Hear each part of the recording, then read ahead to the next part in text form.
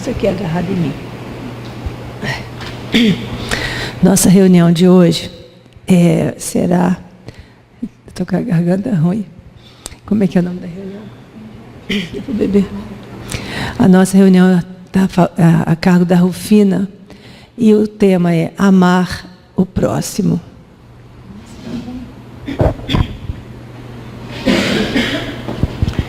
Boa noite a todos. Sejam bem-vindos à nossa casa.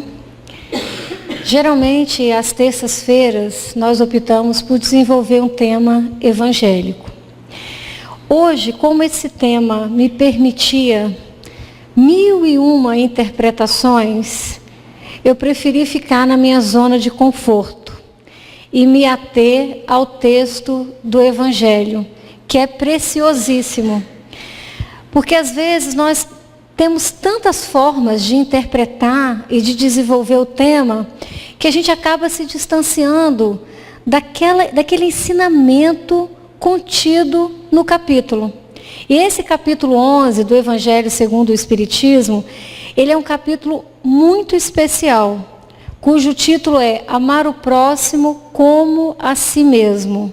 Porque nesse capítulo está resumida uma fala de Jesus que sintetiza toda a sua doutrina, toda a lei, todos os profetas. Então, é essencialmente denso, como um suco concentrado, que a gente poderia pegar uma colher e encher de água, que nós ainda teríamos corpo e sabor para muitas reuniões. Então, começando o estudo, o nosso roteiro. Exatamente o roteiro que está no capítulo 11. Nós vamos transitar pelos ensinamentos, pelas parábolas.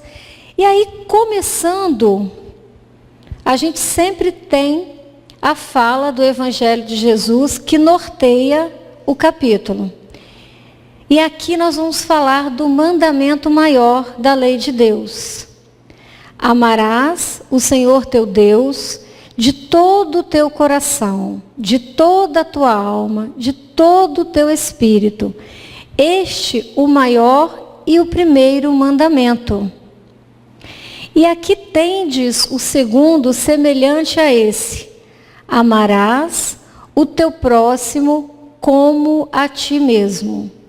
Está lá no Evangelho de Mateus, no capítulo 22. Agora, qual o contexto dessa fala de Jesus? Os fariseus estavam muito impressionados com a sabedoria de Jesus. Porque todo embate, todo debate que Jesus participava, ele dava uma lição de sabedoria imensa. E ao mesmo tempo sem agredir, sem violentar a consciência, sem transgredir a lei. Então, na verdade, quando os fariseus se aproximaram de Jesus com elogios, mestre, estamos muito admirados, como és sábios, como ensinas bem, poderia nos dizer, na sua opinião, qual o maior mandamento da lei? E Jesus já havia dito, eu não vim destruir a lei. E ele não pregou nada que fosse em contradição à lei mosaica. Só que a forma dele expor o mesmo conteúdo, ela abria as mentes, porque dava um entendimento completamente diferente. Então aqui o mestre fala, o mandamento maior da lei é esse, amar a Deus sobre todas as coisas. Mas aí vem aquela paulada, né? E aqui tendes o segundo, semelhante a esse. Amarás o teu próximo como a ti mesmo. Nesse segundo mandamento, ele nos dá uma medida. Uma medida que vai começar por você mesmo. Então, o que eu quero para mim é o que eu tenho que estender ao meu semelhante. E esse mandamento, ele expressa um sentimento maior, que é o amor. Mas o amor no sentido do amor universal, fraternal. O amor que sai da existência, da individualidade, e ele transcende um sentimento, que é o amor, e 3 relacionamentos. O relacionamento com Deus, o relacionamento com o próximo e o relacionamento consigo mesmo. Porque para eu amar o próximo como a mim mesmo, eu também tenho que aprender a me amar, a me conhecer, a me cuidar. Então veja como é densa essa fala. Um sentimento envolve 3 posturas de relacionamento. E aqui Jesus traçou a base para o relacionamento humano. Se nós pudéssemos simplesmente seguir só isso aqui, como diz o evangelista, a mesma fala de Jesus, está contido aqui toda a lei e todos os profetas. Tratar todos os homens como queremos que eles nos tratem. Simplesmente, se nós seguíssemos isso, poderíamos rasgar a Constituição, Código Civil, Código Penal. Como a nossa convivência seria mais fraterna. Não haveria tanta transgressão, porque nos bastaria, em qualquer situação que nos causasse aflição ou dúvida, automaticamente transmutarmos de posição. Deixa eu me colocar do outro lado. O que eu queria receber? Qual a palavra que eu gostaria de ouvir? Qual o gesto que eu gostaria de sentir? E qual a sentença que eu gostaria de cumprir para ser justa? Se nós conseguíssemos trocar de posições e nos medirmos sempre na medida do outro, nós teríamos uma vida mais equilibrada. Então, essa base desse relacionamento com Deus e com o próximo, expressa nesse mandamento. Para com Deus, olha bem, amarás o Senhor teu Deus até o limite do seu sentimento, porque você vai amar a Deus de todo o teu coração. Não é amar um pouquinho só não, é amar muito, é expandir esse sentimento de adoração, de respeito, de amor à divindade. Até o limite das tuas forças, de toda a tua alma, com a força do seu ser, com o seu existir, com a tua inteligência, de todo o teu espírito. Aonde que está o centro da inteligência? Ao contrário do que a gente acha, né, que é no cérebro, na verdade, o princípio inteligente é espiritual. Então, esse limite é até o limite mesmo do sentir, do se esforçar, para a gente poder evoluir na nossa moralidade. E com o próximo, qual seria a base que a gente poderia seguir? Porque quando a gente fala assim, amar o próximo como a si mesmo, nós ainda temos tanta dificuldade, né, de trabalhar esse conceito do amor. Às vezes nós não conseguimos amar nem os que convivem conosco debaixo do mesmo teto. Então é complicado a gente pensar nesse amor universal. E como é que eu vou colocar isso em prática? Então aqui a gente tem uma base, um roteiro, um padrão de conduta para a gente começar a se exercitar. Com o nosso próximo, é o relacionamento padrão. Fazer tudo o que queremos que eles nos façam. Não é tão complicado assim. Amarás o próximo como a ti mesmo. Esse capítulo, ele também traz uma abordagem bem profunda no significado do perdão. Porque vejam bem, para a gente exercitar o amor, nós temos que também exercitar o perdão. Porque se a gente não consegue perdoar, passar por cima das mágoas, dos desentendimentos, ter piedade do outro, dificilmente nós vamos conseguir amar. Sempre nós vamos ter um obstáculo que vai nos distanciar desse sentimento sublime que é o amor. E aqui, Jesus traz uma parábola. A parábola dos credores e dos devedores, que está lá no capítulo 18, e que eu vou resumir para vocês. Havia um grande senhor, muito rico, que tinha muitos servos, e um desses trabalhadores devia a ele uma quantia significativa. O Evangelho traz como 10.000 talentos. Então ele é levado à presença do Senhor e foi cobrado dessa dívida. Mas ele não tinha como pagar. Aí o Senhor, já que você não tem como me pagar, é simples. Venda a sua mulher, seus filhos como escravos, venda você mesmo e salde a dívida. Ou então, eu vou te colocar preso até você ter condição de ter essa dívida quitada.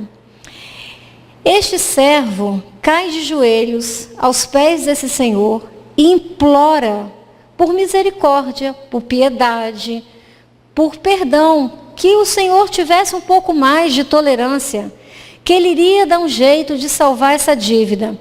E o pedido dele foi tão comovente que esse senhor se sentiu tocado de piedade. E falou, então tá, eu vou te perdoar a dívida. Vá embora, você já não me deve mais nada.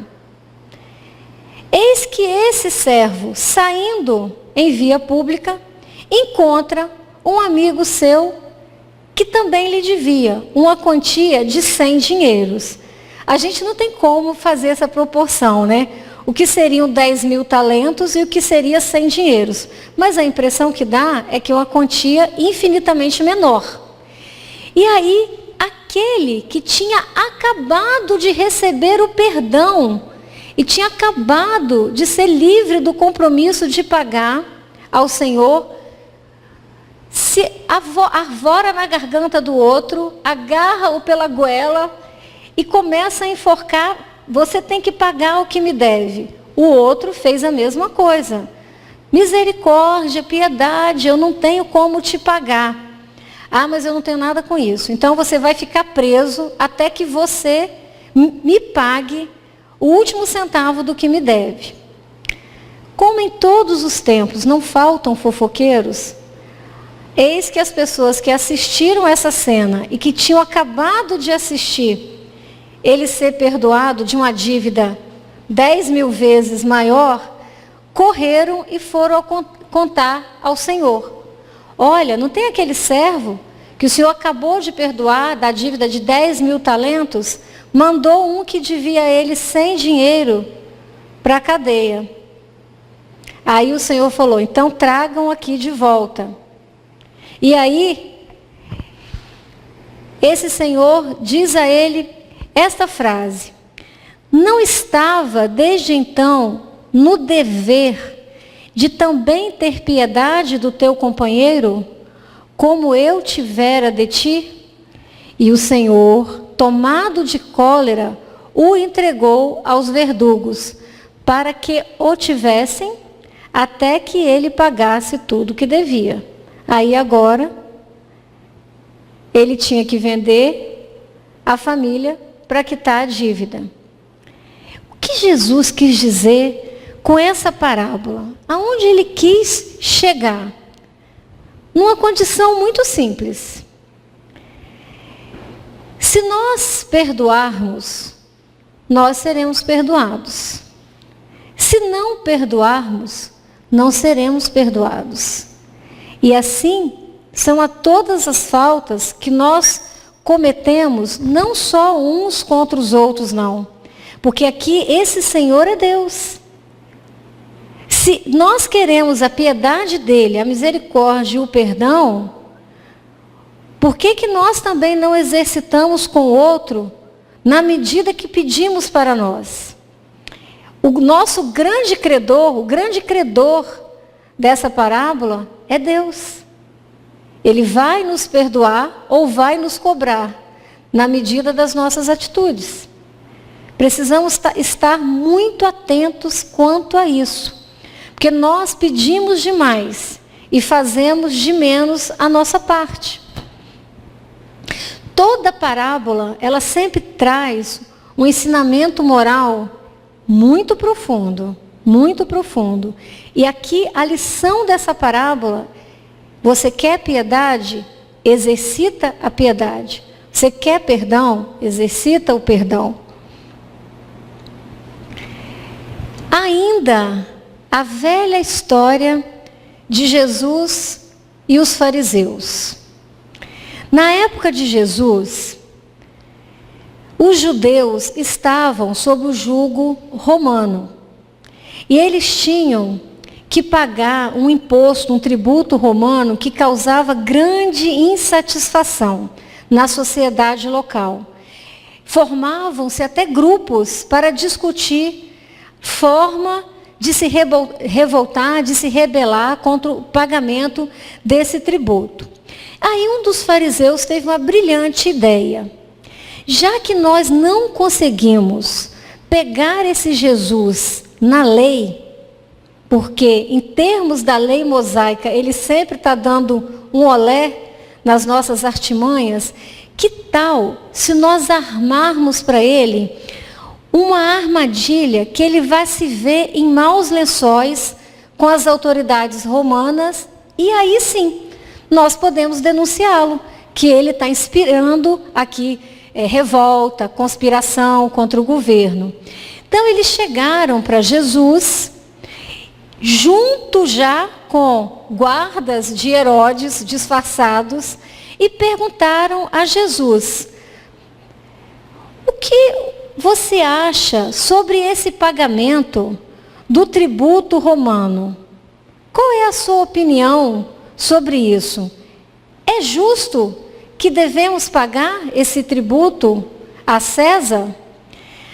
Aí Jesus pediu: alguém aí tem uma moedinha para me emprestar? Aí alguém pegou.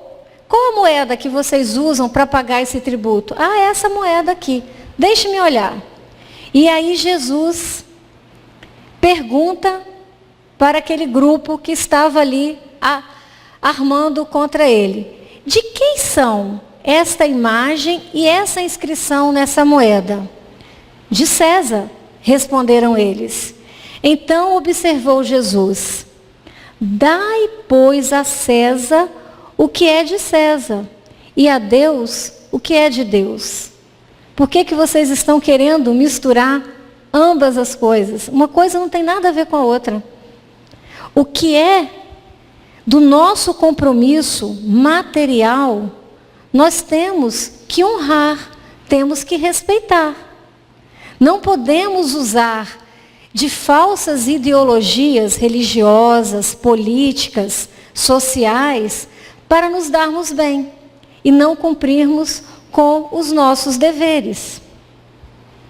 E mais uma vez, Jesus se saiu muito bem, demonstrando extrema sabedoria e agindo de forma extremamente correta, tanto diante da lei mosaica quanto da lei vigente.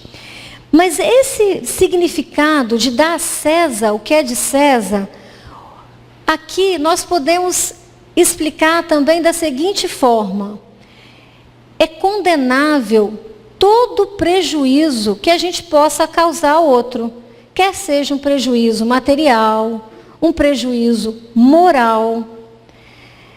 A gente cansa de ver, né, na televisão, mutirão para perdoar as dívidas. E aquele monte de gente que não se planejou, que gastou mais do que devia, todo mundo na esperança de ir lá e de ter a dívida perdoada.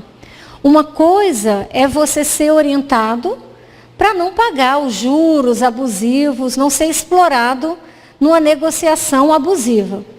Mas outra coisa é você entrar naquela fila com a esperança de se dar bem e não pagar nada. Sabe por quê? naquela cadeia produtiva, alguém produziu aquele bem que você comprou e não pagou. Se você não honrar a dívida, alguém vai sair lesado. Concordo que temos que ensinar as pessoas a exercerem os seus direitos, mas também temos que ensinar essas pessoas que existem deveres e que gastar mais do que se pode não é correto. Não é simplesmente entrar na fila e não pagar e no ano seguinte estar na fila de novo porque se endividou de novo. Sempre quando um deixa de pagar, outro deixa de receber. E às vezes aquele que vendeu aquela quantia vai desestruturar o pequeno negócio, a pequena empresa, vai desestruturar uma família, vai mandar para a rua um monte de funcionários que dependiam daquele pequeno ambiente. Então, nenhum prejuízo, tanto material quanto moral, a gente pode relevar. Temos que agir sempre com retidão. Por isso que eu digo aqui, quando nós vamos fazer o nosso imposto de renda, nós nunca devemos chamar os nossos filhos pequenos, vem cá, papai vai te ensinar como sonegar. Extremamente errado. A nossa obrigação é pagar. A gente se revolta de pagar imposto no Brasil e não vê isso ser aplicado em nada que deveria ser. A gente se revolta. Mas nós não podemos continuar dando jeitinho, deturpando. Porque se nós ensinarmos ao nosso filho pequeno como sonegar o imposto, ele vai crescer não dando o menor valor ao dinheiro público. Porque ele pode dispor desse dinheiro, não é de ninguém, ninguém vai sentir falta. Então a gente tem que começar com o exemplo. Não que o exemplo seja a melhor forma de educar. O exemplo é a única forma de educar. Então nós temos que ter muito esse senso moral elevado, de agir com retidão, agir com equilíbrio e sempre nos colocando no lugar do outro. Se eu der calote, alguém vai ficar no prejuízo. E se fosse eu, que trabalhei, colhi, vendi minha colheita e não estou recebendo, eu ficaria satisfeito? É só a questão de fazer o que você gostaria que fosse feito a você. Respeito ao direito de cada um.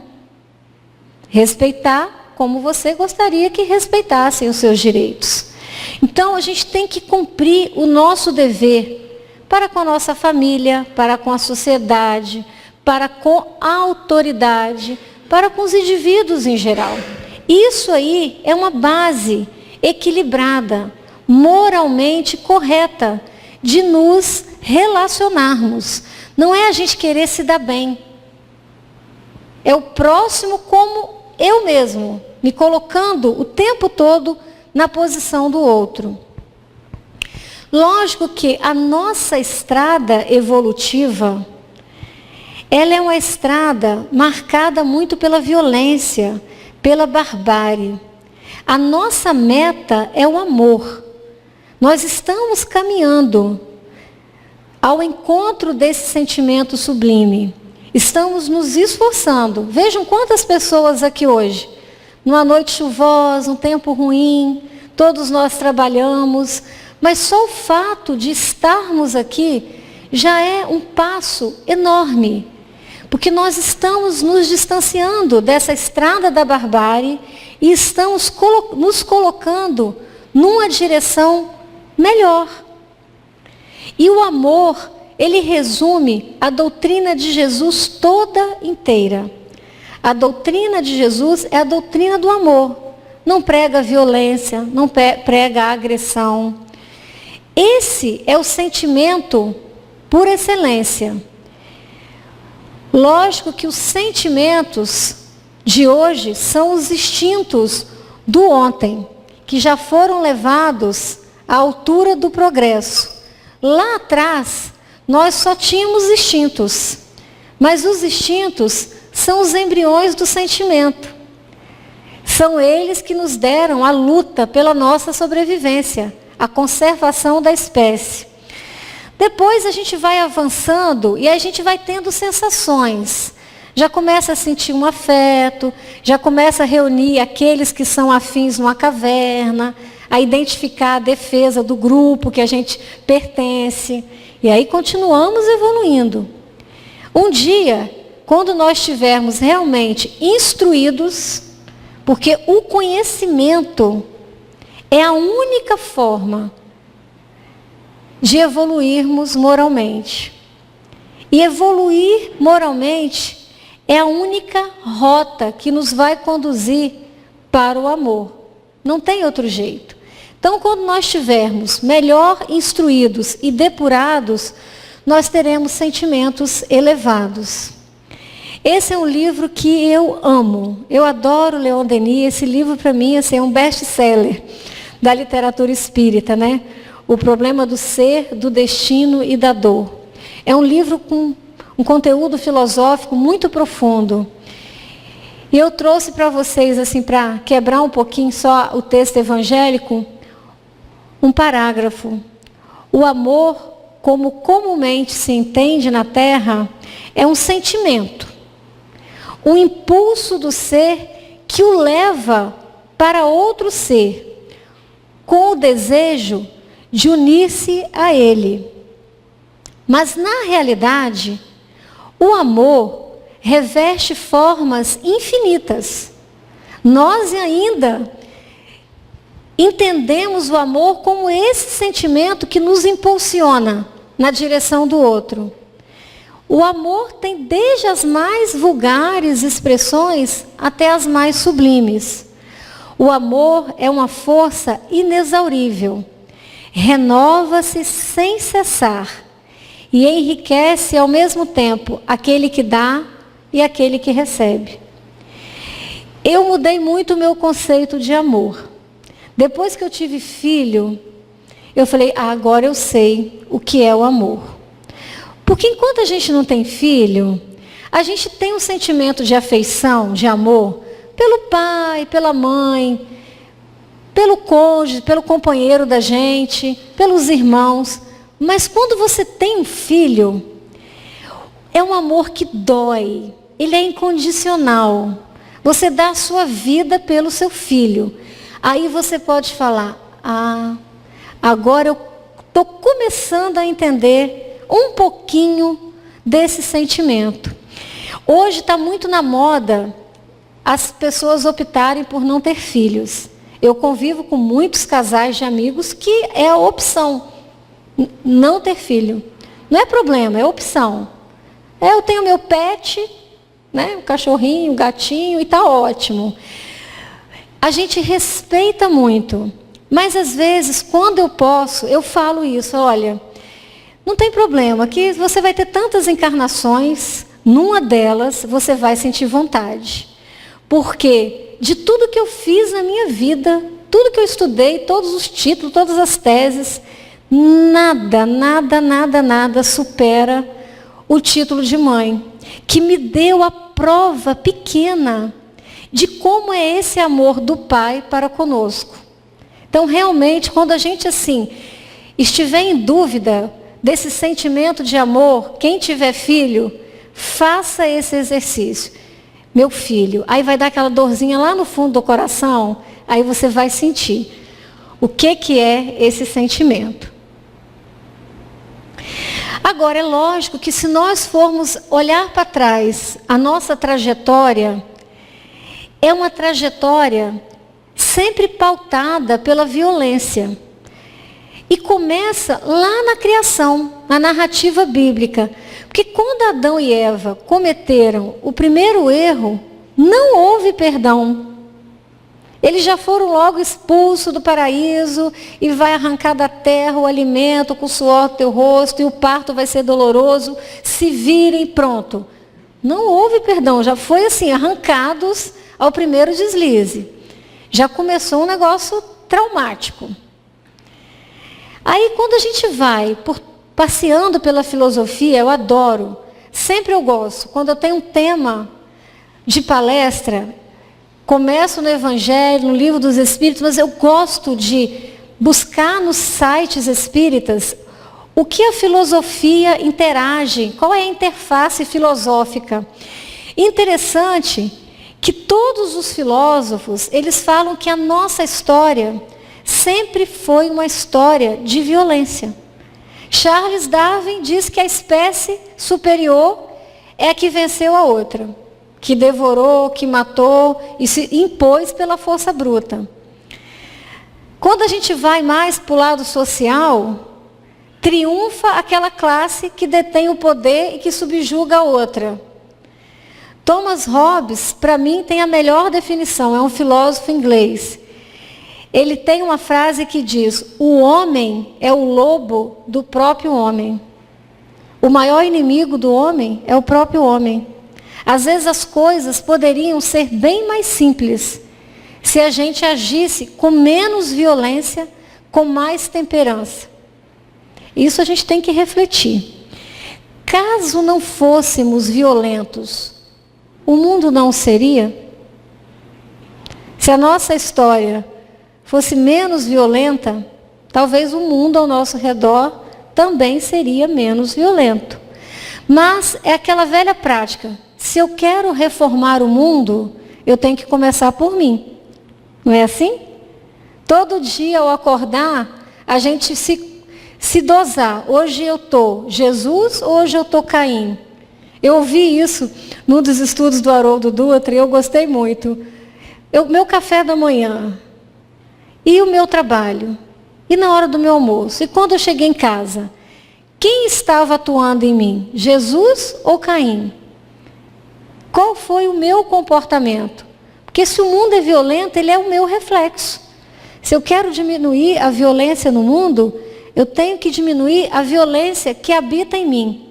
Aí eu trouxe Sócrates, só para mostrar que, em todas as épocas da humanidade, houve a violência. Mas sempre houveram missionários que o Pai Celestial enviou com a mensagem de paz, de amor. Mas os nossos ouvidos, a gente quer sempre ouvir o que nos é conveniente. Sócrates, na antiguidade, ele já tinha uma visão que o caminho da humanidade não era o caminho da violência, não era conseguir pela força bruta. Ele fazia o interlocutor tomar consciência da sua própria ignorância e adquirir o verdadeiro conhecimento. Porque Sócrates acreditava que quando aumentava o conhecimento em relação ao bem, quanto mais a pessoa sabia, menos mal ela praticava. O critério da verdadeira justiça, do verdadeiro amor, é o de querer para os outros aquilo que se quer para você mesmo. Igual atualmente. A gente vê que as grandes potências mundiais, elas têm uma relação imensa com a África, né? Não é porque elas são tão boazinhas assim. É porque, se não cuidarmos das doenças dos povos africanos, eles vão migrar. E eles vão continuar disseminando no seio das potências europeias ebola, como já foi a AIDS, a Zika. Precisamos cuidar desses povos para nos protegermos. Então, por uma maneira um pouco deturpada, acaba que o máximo do egoísmo culmina numa atitude coletiva de bem. Porque eu estou preocupado que essas doenças não cheguem aqui. Para essas doenças não chegar aqui, eu tenho que melhorar a condição de vida desses povos. E acaba que quanto mais a gente conhece, alguma coisa vai resultar no bem. O conhecimento ainda é um grande aliado da nossa evolução. Por isso é que são as duas asas. Temos que evoluir no conhecimento, que automaticamente a moral vai ter que acompanhar. Não tem como. O amor ao próximo, qual seria o limite para a sua aplicação? Eu amo, mas eu amo a minha família. Eu amo aqui, meu grupo espírita, os kardecistas do Espírito Santo e do Brasil. Não, eu amo o meu país. A humanidade, qual seria esse limite? Nós não podemos ter um amor, mas um amor restrito à nossa panelinha, não. Ao nosso raio de ação, não. Nós temos que realmente pensar nesse amor universal. É a humanidade inteira. Um dia, quando habitarmos os mundos superiores, lá, nós veremos que o amor recíproco é que harmoniza e dirige os espíritos adiantados que lá habitam. Lá já não tem essa distinção. Eu, minha família, meu grupo, meu país. Mas agora nós vamos chegar numa parte muito especial dessa palestra. Aqui eu juro que eu fiz a meia-culpa. Para aprendermos a amar ao próximo, precisamos primeiramente entender e aprender a amar nós mesmos. É igual aquela história, quando você está no avião, que tem a frase: se houver uma despressurização, uma falta de oxigênio, máscaras cairão. Põe a máscara primeiro em você, depois ajude quem está do seu lado. Porque se você desmaiar, você não vai ajudar ninguém. Esse exemplo é muito inteligente, porque nós temos que exercitar o alto amor, o alto perdão, a autopiedade. Porque às vezes nós somos muito exigentes conosco mesmo e nos frustramos muito. Ou às vezes nós exigimos tanto do nosso corpo que ele entra em falência. Eu às vezes tenho que me vigiar. Eu falo lá em casa que eu vou desencarnar cedo, porque eu tenho uma inquietude, eu não consigo parar. Eu estou sempre fazendo, acudindo, ajudando, e assim, às vezes eu tenho que parar. A minha forma de parar, às vezes é pegar um livro diferente, que eu não tenho que estudar, mas eu tenho que ficar comigo, para eu poder desacelerar. Porque, às vezes, a vida ela é tão cheia de desafios, a gente tem tanta coisa para aprender, quer seja no âmbito profissional, quer seja no âmbito religioso, que a gente se arvora também numa corrida que agride o seu corpo, agride o seu ser. É preciso se cuidar. Se você não puser a máscara de oxigênio em você, você não vai conseguir continuar ajudando os outros a colocarem essa máscara quando for necessário. Aprenda a se amar sem egoísmo. Exercite o alto amor e a autoestima. Isso é muito importante. Cuide de você. Cuide de você, porque o próximo, mais próximo de nós, é a nossa personalidade interna e oculta em nosso íntimo, que nos exige atenção e equilíbrio. Precisamos nos dar atenção. Precisamos nos manter equilibrados. Por quê? Quando você se ama, você percebe as suas limitações. Aí você não fica revoltado com você mesmo e nem fica invejando o outro, que é melhor que você em determinadas tarefas. Assim você evita atitudes enganosas, motivadas pela vaidade e pelo orgulho. Eu tenho consciência da minha limitação e eu adoro a ideia da reencarnação. Sabe por quê? Eu acho lindo quem toca um instrumento musical. Eu acho lindo. Meu sonho era tocar violão. Toco um pouquinho. Mas eu nunca consegui deixar um livro de lado e sentar e ficar tocando violão. Eu sempre largava o violão para ler. Não tem problema. Futuramente eu posso exercitar outros talentos. Mas eu tenho que entender que nessa vida eu caminhei naquilo que eu tinha de potencialidade para desenvolver. Mas eu admiro muito quem toca bem um piano, um violão. Cada um com o dom que Deus deu. Um dia nós iremos passar por todas essas fases. Quando a gente se aceita na nossa limitação, você tem pelo outro admiração e não inveja. Entendeu? É muito importante essa abordagem. Achei muito inteligente essa abordagem. Porque quando você se ama e se aceita como é, você não vai invejar o que o outro faz melhor que você. Você vai admirá-lo. Aí você não vai ter necessidade de diminuí-lo. Você vai elogiá-lo. Devemos aprender a nos amar como somos, aceitando nossos defeitos, nossas limitações. Somos espíritos em evolução. Portanto, ainda faz parte da nossa personalidade sentimentos contrários ao amor, como egoísmo, orgulho, inveja, traição, ódio. Porque quando a gente não se aceita, a gente se revolta. E aí a gente envereda por todos esses sentimentos maléficos. É importante nos amarmos, nos conhecermos e deixar para a próxima. Não é assim? Minha filha é espírita desde o ventre. E aí, às vezes, quando eu quero cobrar dela alguma coisa, ela fala, ai mãe, eu vou deixar para a minha próxima encarnação. Eu falo, não senhora, sei que você é espírita, muito bom, tem esse conceito de encarnação, mas pode dar um jeito de aprender. Olha como eles são danadinhos. Eu vou deixar isso para a minha próxima encarnação. Vai não, vai fazer nessa mesmo.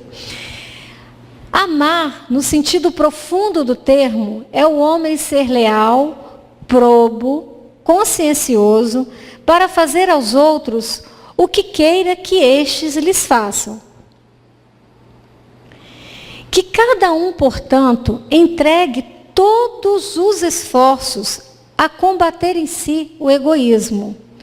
Certo que este monstro, devorador de todas as consciências, esse filho do orgulho, é o causador de todas as misérias do mundo. Esse capítulo agora, se a gente quer praticar o amor e estender o amor, o maior empecilho para o amor é o ego, né? É o egoísmo. Então nós precisamos realmente reunir esforços e combater essa questão do narcisismo, da hipertrofia do nosso ego. Porque ainda é o causador das maiores chagas da humanidade, a causa do nosso maior atraso moral. Então, o egoísmo aqui na linha vertical, central, é a maior chaga da humanidade. Filho do orgulho. Ainda é a causa do cristianismo não conseguir desempenhar plenamente a sua missão na Terra. Dada a nossa dificuldade de largarmos o nosso eu e voltarmos um pouquinho da nossa atenção, da nossa dedicação ao outro. Ou simplesmente, não faça nada, mas simplesmente se ponha no lugar do outro. Causador de todas as misérias da terra. Ainda o maior obstáculo à felicidade dos homens. E é o maior empecilho ao progresso moral da terra. Não sei se vocês tiveram a oportunidade de assistir a palestra sobre o bem e o mal que nós fizemos aqui, mês passado, em que a gente fala muito nisso, né? Se você quer saber se uma ação é do bem ou do mal, imagina essa ação replicada por você, pelo seu bairro, pela sua cidade, pelo seu país.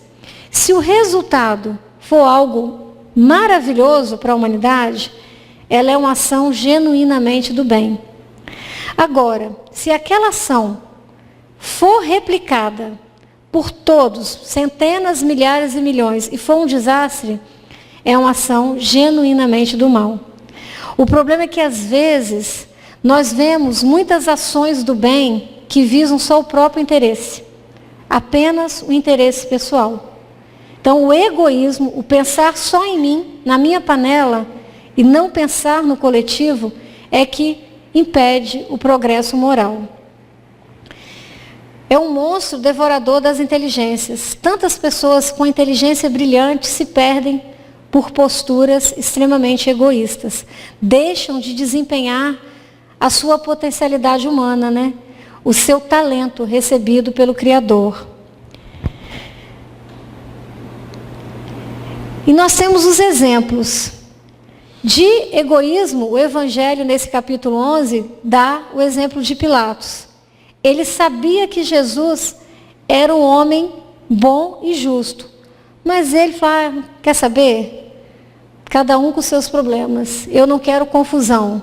Dou esse judeu, aí os outros judeus ficam satisfeitos. Mesmo sabendo que Jesus era justo, ele não se importou. E ele entregou para o suplício. E Jesus já deu o exemplo contrário, da doação e da caridade. Se entregou para salvar moralmente a humanidade. Então é isso aí, Jesus e Pilatos, os exemplos personificados. Agora a gente vai falar um pouquinho da caridade. Já que a caridade é o amor em ação, se esse capítulo fala do amor ao próximo, não poderia deixar de abordar a caridade.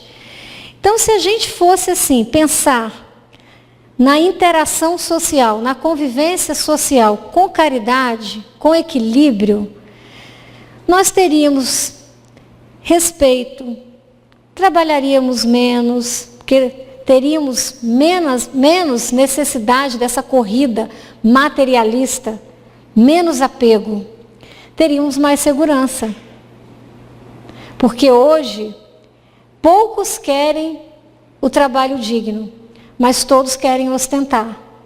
Então, como eu não quero trabalhar, é mais fácil eu tirar do outro o fruto do trabalho dele.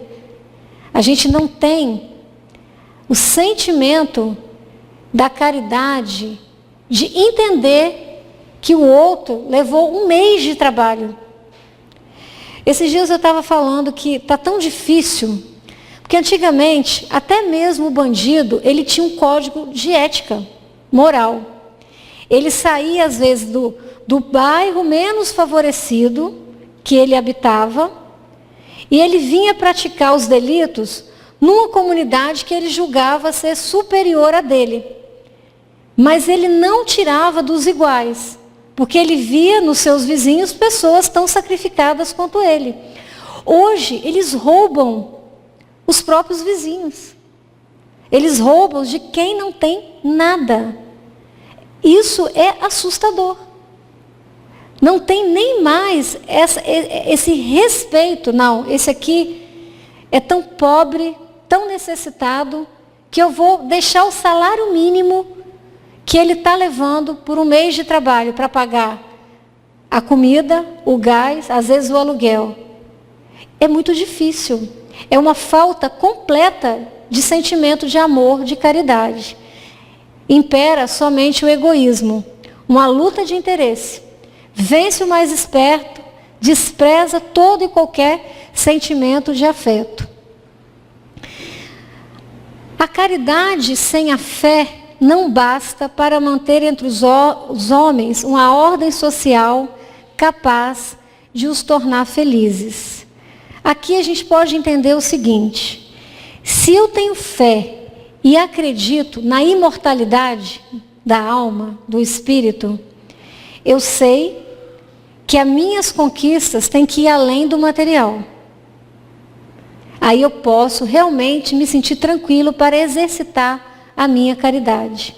Eu acredito que eu vou responder pelos meus atos.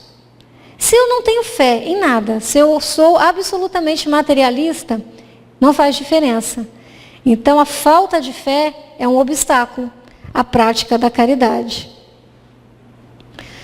Hoje na vossa sociedade, para serdes cristãos, não vos faz necessário o martírio, nem o sacrifício da vida, mas única e exclusivamente o sacrifício do orgulho e da vaidade.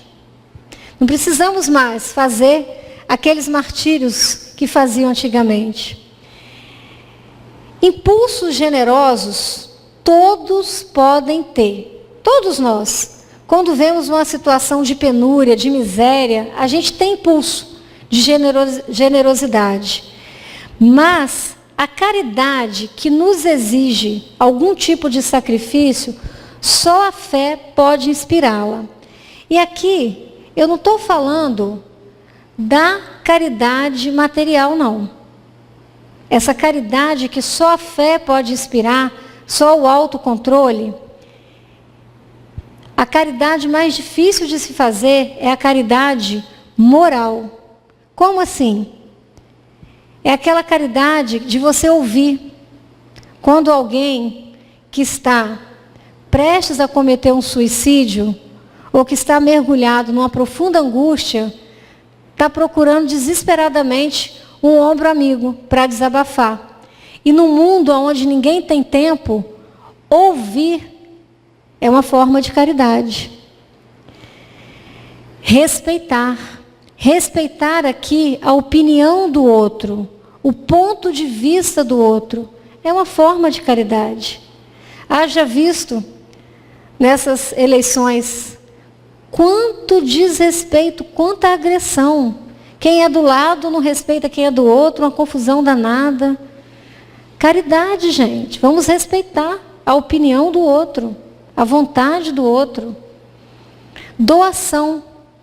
Podemos doar nosso tempo livre, podemos doar de várias formas os nossos talentos. Eu queria fazer alguma coisa. Então, vai ler história para as crianças, vai ler história no asilo, vai jogar dominó com os velhinhos. Tem tanta coisa para você fazer que não vai ser material. É outro tipo de caridade. Que só quem acredita no futuro é que tem meios de praticar, de se esforçar. A compreensão. Compreender o outro. Perdoar. O perdão também é uma forma de caridade. Poxa, ele me magoou tanto, mas eu também não sou flor que se cheira, eu também tenho os meus momentos de fraqueza. Eu vou orar por ele, vou rezar por ele. Paciência é uma forma de caridade. Fala sério, tem dia que a gente tem que ter muita paciência, não tem? É uma forma de caridade. E às vezes, saber calar também é uma forma de caridade. Porque às vezes a palavra que vai sair da sua boca no momento de cólera, ela vai ferir tanto o outro, vai desequilibrá-lo tanto. Cale-se, respire, depois você fala. Também é uma forma de caridade. O que eu estou falando, para fazer caridade, não precisa só oferecer coisas materiais. E a caridade para com os criminosos? Esse é um assunto que a gente tem muita dificuldade, né? Porque quando nós vemos assim crimes hediondos serem praticados, a gente sempre deseja o pior para aquele criminoso. Mas ele também é nosso próximo, tanto quanto o melhor dos homens. Ele também é nosso irmão. E aí, como é que entra a nossa situação diante desse ser delituoso e que Jesus quer que a gente o ame também? Na mesma medida que nós nos amamos, ele também é o nosso próximo. Sois mais repreensíveis, mais culpados do que aqueles a quem negardes o perdão e comiseração. Pois eles não conhecem Deus como conheceis. E muito menos lhe será pedido do que a vós. Isso aqui crava fundo, não é? Para ele, não tem nenhum senhor para ele pedir perdão das dívidas. Para ele não tem vida após a morte.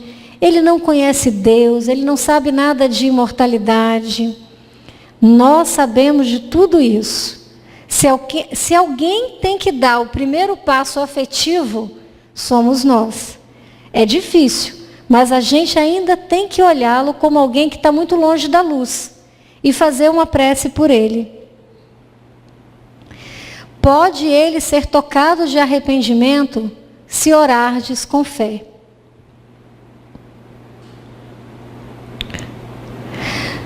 Esse é o último slide. Quando Jesus nos disse, como a si mesmo, ele nos colocou como medida. Eu quero sempre o melhor para mim, não é? Olha que inteligência, que coisa divina. Ele nos colocou como medida, sendo assim mais fácil o entendimento. Porque a partir do momento que desejamos ser amados, devemos amar. Ser respeitados, devemos respeitar. Ser perdoados, devemos perdoar. E assim sempre e em tudo que desejamos a nós mesmos. Esse slide que eu abri e encerrei, o primeiro slide e o último, teve um motivo. Quando a gente está com a palestra na semana, parece que tudo que você ouve aleatoriamente encontra uma ressonância. Eu tenho muito isso. Às vezes eu ouço, mas naquela semana eu já até ouvi aquilo, ouvi de novo. E essa semana eu vi uma fala do Rossandro, numa das palestras dele, que me tocou profundamente. Aqui é a imagem de Jesus com a mulher pecadora, a mulher adúltera. E aí ele colocou na palestra dele assim, que hoje nós ainda jogamos pedras. Quem lembra do caso da Fabíola, que foi pega em adultério, o vídeo foi para a internet, e aí ele colocou, todos nós que passamos para frente aquele vídeo, atiramos as nossas pedras virtuais. Aí me deu uma depressão, sabe por quê? A gente só mudou a tecnologia, mas moralmente a gente ainda está muito lá na época de Cristo. Isso me fez refletir o resto do dia. Realmente hoje nós não fazemos o apedrejamento público, físico, mas às vezes, com a notícia que a gente espalha, nós estamos jogando as nossas pedras virtuais. Mudamos a ferramenta, mudamos os meios, mas moralmente ainda estamos agarrados lá, na necessidade de condenar, na nossa falta de perdão, na nossa falta de piedade, na nossa falta de caridade para com a fraqueza do próximo. Então, espero que esse roteiro ajude vocês a entender melhor esse capítulo. Esse capítulo é maravilhoso e eu quis passar por todos os subitens. Numa próxima abordagem, a gente tem 1001 formas de falar do amor ao próximo. Mas hoje essa foi a forma carinhosa que eu escolhi para passar para vocês. Que Jesus nos abençoe e nos dê uma excelente semana.